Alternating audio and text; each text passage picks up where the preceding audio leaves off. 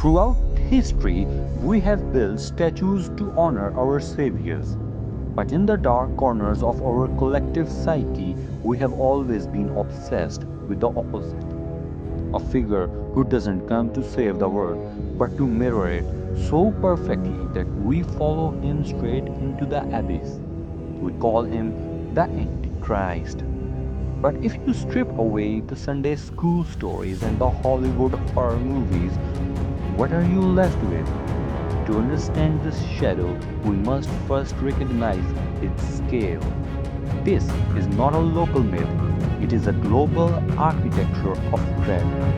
The figure of ultimate deceiver is a foundational pillar in all three Abrahamic religions.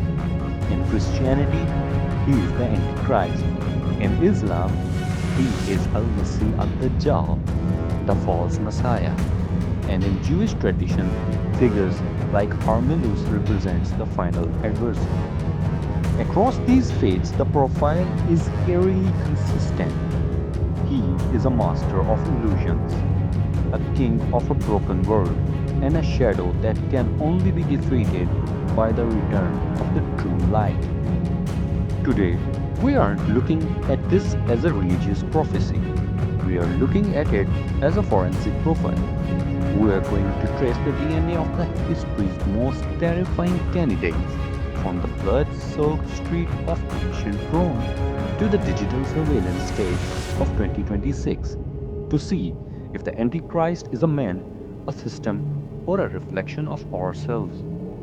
To understand the blueprint of the Antichrist, you have to go back to the smoking ruins of Rome in 64 AD. The first man to truly fit the statue of a god and the shadow of a demon was the Emperor Nero. To the Roman elite, he was a poet and a performer. To the early Christians, he was the beast. Nero's profile is the foundation of the legend. He was young, widely charismatic, and possessed absolute power. But behind the statue of the emperor was a man who allegedly kicked his pregnant wife to death, executed his own mother, and used captured Christians as human torches to light his garden parties. When the Great Fire of Rome broke out, rumors were that Nero had started it himself to clear land for his golden house. The number 666 or 666, the infamous mark of beast, is actually a Hebrew numerology code or gematria for the name Nero Caesar. Even after he committed suicide, the people were so terrified of his shadow that a legend began to spread.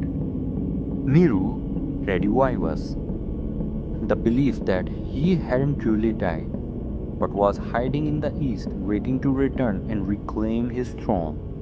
This was the birth of the returning shadow, the idea that the Antichrist isn't just one man, but a recurring nightmare. Because the Antichrist exists in all Abrahamic traditions, the forensic profile demands that we look at his universal traits. In Islam, the Dajjal is described as having one eye, symbolizing a person who sees the material world perfectly, but is completely blind to the spiritual truth. This is a profound psychological observation.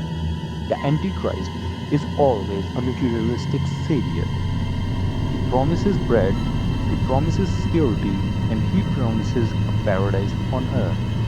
In Jewish apocalyptic literature, the figure of Arminius is described as a king who will deceive the entire world into believing he is the Messiah, only to reveal a core of absolute cruelty. Whether you call him Dajjal or Antichrist, the shadow is characterized by the great lie.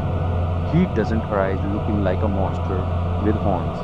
He arrives looking like the answer to every prayer.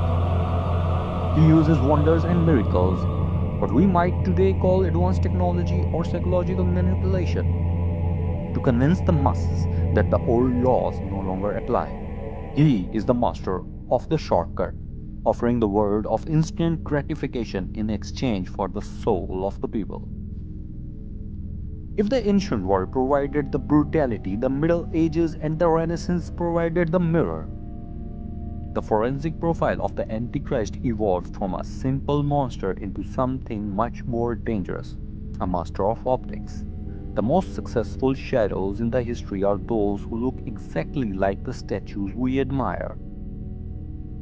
Think of the rise of Napoleon Bonaparte. When he swept across Europe, he didn't come as a traditional tyrant. He came as a liberator. He brought the Napoleonic Code, religious tolerance, and the promise of the New World Order. He was so brilliant and so successful that even the great philosopher Hegel called him the soul of the world on horseback. But to his enemies, he was Apollyon, the destroyer. He rewrote the map of the world, crowned himself emperor in the presence of the Pope, and plunged the continent into a decade of total war that left millions dead. This is the key trait in our forensic profile. The Antichrist always arrives with a statue of peace and progress, but he leaves behind a shadow of ash. He is the master of great deception, convincing the masses that the path to the future requires the destruction of the past. In the 20th century, the profile shifted again. He moved from individual conquerors to the systematic shadow. With the rise of Adolf Hitler and Joseph Stalin, the world saw what happens when the charisma of a single man is fused with the terrifying power of modern technology and bureaucracy. Hitler's, in particular, fits the forensic criteria with terrifying precision. He was a failed artist who rose to the power on a wave of national grievance. He was a mesmerizing orator who could make a crowd of thousands feel a singular, directed will. He promised a 1,000-year reach, a secular version of the kingdom of heaven, but delivered a hell of industrial death camps and scorched earth. What makes this period vital to our profile is the mark. For the first time, technology allowed a regime to track, categorize, and exclude people on a massive scale. Whether it was the yellow star or the tattooed number on an arm, the shadow had moved from the palace to skin of the citizen. It was no longer just about one man's ego, it was about a system that demanded total allegiance and total identification. We were halfway through the DNA of the world's most feared figure. If you are fascinated by the hidden patterns of history, hit the subscribe button for the statues and shadows. We dig deeper every week. In 2026, the conversation around the Antichrist has moved away from the flesh and blood into the realm of silicon and code. There is a growing theory among modern shadow hunters that Antichrist isn't a person at all, but an artificial intelligence, a global brain that knows everything, sees everything, and controls the ability to buy or sell. The forensic profile of a global system is eerily similar to the ancient prophecies of the Abrahamic faiths. Consider the requirements: a centralized authority that monitors every transaction, a statue or image that everyone must acknowledge, and a mark without which one cannot function in the society.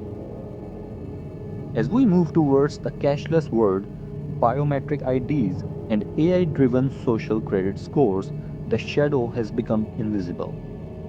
It's no longer a dictator standing in the balcony, it's an algorithm running in a server farm. If the Antichrist is defined as the opposite of the human spirit, then the world governed by the cold, unfeeling logic might be the ultimate fulfillment of the profile. We have traded the statue of a god for the statue of a machine.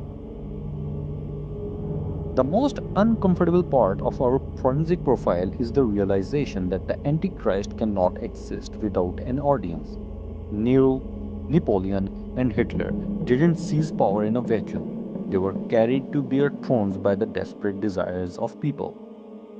Psychologically, the Antichrist represents the collective shadow of humanity.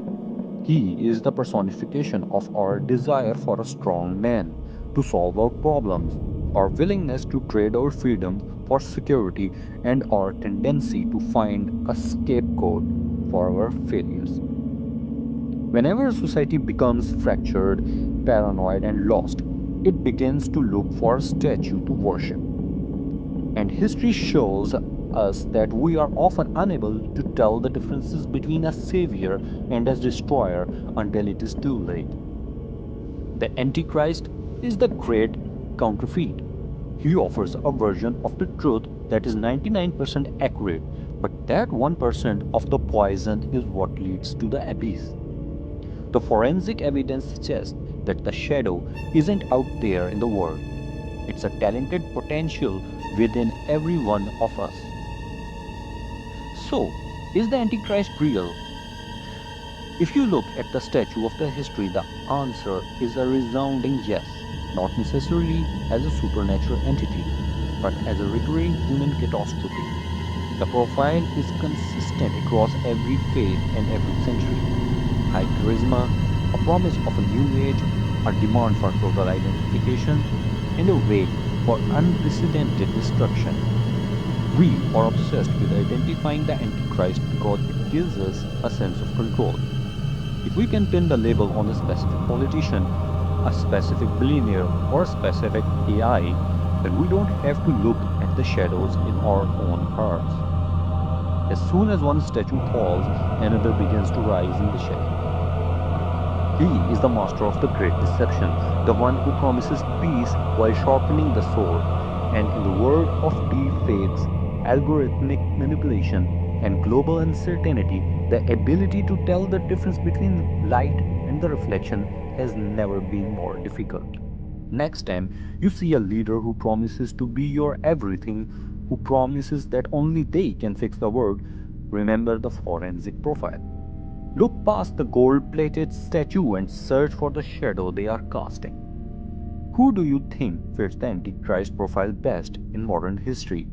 Is it a person or is it a system? Let's have a respectful, deep discussion in the comments below. And if you want to explore more figures that history tried to hide, like and subscribe to Statues and Shadows.